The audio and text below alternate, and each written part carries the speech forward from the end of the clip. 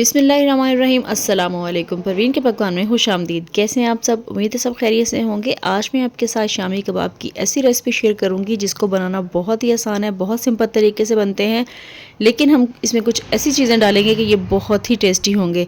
तो जल्दी से रेसिपी को देखें। रेसिपी अच्छी लगे तो लाइक और शेयर ज़रूर कर दीजिएगा, और अगर चैनल पे नए हैं तो चैनल को सब्सक्राइब भी कर लीजिएगा। लाइक और शेयर करने में आपकी बिल्कुल भी मेहनत नहीं लगेगी, इसलिए ज़रूर लाइक कर दीजिएगा, क्योंकि मेरी इस रेसिपी को बनाने में बहुत मेहनत लगी है, इसलिए आपका एक लाइक मेरा हौसला बढ़ा सकता है।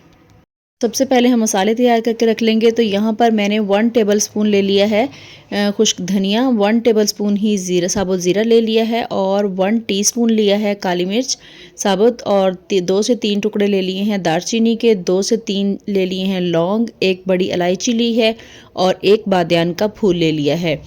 अगर आपकी जो शामी कबाब हैं वो ज़्यादा क्वांटिटी में बनाने हैं तो फिर आप इन मसालों को डबल कर लीजिएगा। और अब हम इनको पीस लेंगे, और पीस के यहाँ पर इनका पाउडर नहीं बनाएंगे, बस हम इनको दरदरा सा पीस लेंगे।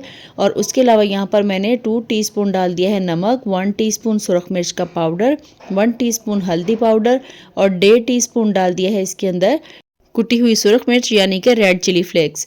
और यही मसाले हम डालेंगे, इनको कर देंगे हम साइड पे, और बाकी की चीज़ें हम डाल लेते हैं। तो यहाँ पर मैंने कुकर ले लिया है, और कुकर के अंदर मैंने दाल ऐड कर दी है। आधा किलो दाल है, और इसको धो के अच्छी तरह से साफ़ कर लिया है। अब इसके अंदर चिकन ऐड कर दूँगी।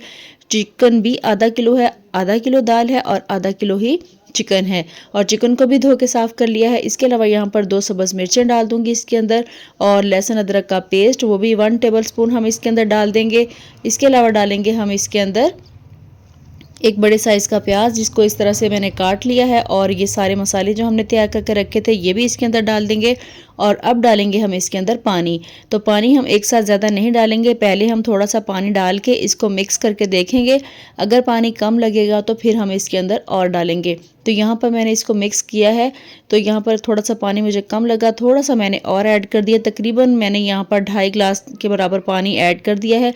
जब आपकी चीज़ें जो सारी वो ईज़िली डिप होने लग जाएँ तो फिर हम इसको प्रेशर लगा देंगे तकरीबन 10 मिनट के लिए। अगर आप बीफ ले रहे हैं तो फिर आपका तकरीबन 15 मिनट लगेंगे, लेकिन चिकन में आपको 10 मिनट में ही सारा कुछ गल जाएगा। तो अब हम यहाँ पर सब्ज़ मिर्चें इसके अंदर हैं वो भी मैं निकाल दूंगी, और चिकन भी निकाल लूँगी, और बाकी जो पानी है उसको हम खुश्क कर लेंगे। इसी तरह हम मीडियम फ्लेम पे रख देंगे, और इसका जो पानी है वो खुश्क हो जाएगा। पानी को हमने अच्छी तरह खुश्क कर लेना है। चिकन जो मैंने अलग किया था वो मैंने उतनी देर में मैं उसको, उसकी जो हड्डियां हैं उसको अलग कर लूँगी, क्योंकि मैंने हड्डी वाला गोश्त इस्तेमाल किया है। अगर आप चाहें तो बोनलेस भी यूज़ कर सकते हैं, लेकिन हड्डी वाले से टेस्ट थोड़ा ज़्यादा अच्छा आता है, तो इसलिए मैंने हड्डी वाला यूज़ किया है। अब इनकी हड्डियां अलग कर दूंगी, और उसके बाद हमने इसको कूट लेना है। चॉपर में डाल के भी चॉप कर सकते हैं, लेकिन उससे रेशे इतने अच्छे नहीं बनेंगे।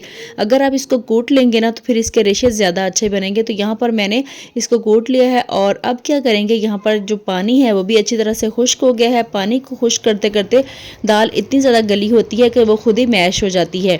और अब हम क्या करेंगे, इसके अंदर डाल देंगे वो चिकन जिसको हमने कूट के उसके रेशे बना लिए हैं, और इसको मिक्स करने के बाद हम थोड़ी देर के लिए इसको ऐसे ही छोड़ देंगे ताकि ये ठंडा हो जाए, क्योंकि जब ये ठंडा होगा तो थोड़ा सा सख्त हो जाएगा, सेट हो जाएगा। और अगर आप चाहें तो इसको फ्रिज में भी रख सकते हैं, लेकिन अगर आप इसको बाहर भी छोड़ दें तो थोड़ी देर बाद ही ये सख्त हो जाएगा।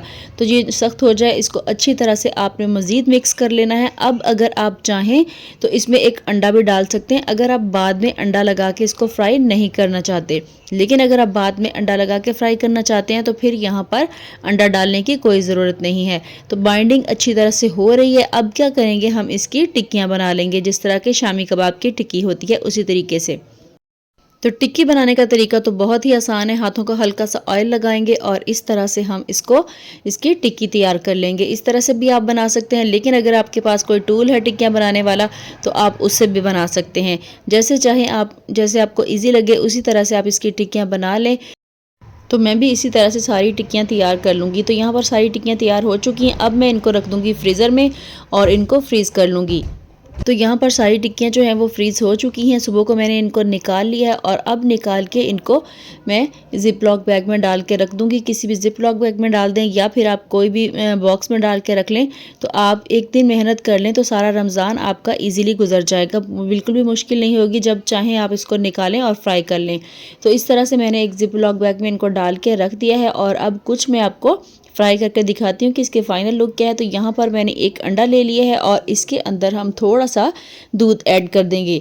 तो चाहे तो आप सारे अंडे ही ले सकते हैं, लेकिन अगर नहीं तो आप इसके अंदर थोड़ा सा दूध ऐड करें, फिर थोड़ा सा नमक, मिर्च और थोड़ा सा इसके अंदर हल्दी डाल देंगे ताकि कलर अच्छा आए। और इसको मिक्स करके इस तरह से डिप करते जाएंगे टिक्कियों को और फिर हम इनको शैलो फ्राई कर लेंगे। तो इसी तरह से इनको डिप करते जाएंगे और रखती जाऊंगी मैं इसके अंदर और फिर इनको उलटते पलटते अच्छा सा गोल्डन कलर दिलाएंगे और फिर हम इनको निकाल लेंगे। तो यहाँ पर एक साइड से थोड़ा सा कलर आ चुका है, अब मैं इनकी साइड चेंज कर लूँगी। तो यहाँ पर देखिए मैंने शामी कबाब जो हैं वो फ्राई कर लिए हैं और अब मैं इनको आपकी फ़ाइनल लुक दिखाती हूँ। सॉरी, इनको आपकी फ़ाइनल लुक नहीं दिखानी है, आपको इनकी फ़ाइनल लुक दिखानी है। तो यहाँ पर देखें जी, शामी कबाब हो चुके हैं फ्राई। तो अब थोड़ा क्लोज से देखें, देखने में भी लाजवाब और टेस्ट में भी लाजवाब। तो ज़रूर इस रेसिपी को ट्राई कीजिएगा और अपना फीडबैक मेरे साथ ज़रूर शेयर कीजिएगा कि अगर आपने ये रेसिपी ट्राई की तो आपकी रेसिपी कैसी बनी। अब जल्दी से इस वीडियो को लाइक कर दें, शेयर कर दें और अगर चैनल पे नए हैं तो चैनल को सब्सक्राइब भी कर लें। इसके अलावा बेल आइकन को ज़रूर प्रेस करें ताकि मेरी आने वाली तमाम वीडियोज़ आप तक पहुँचती रहें। इसी के साथ परवीन के पकवान को दीजिए इजाज़त। अल्लाह हाफिज़।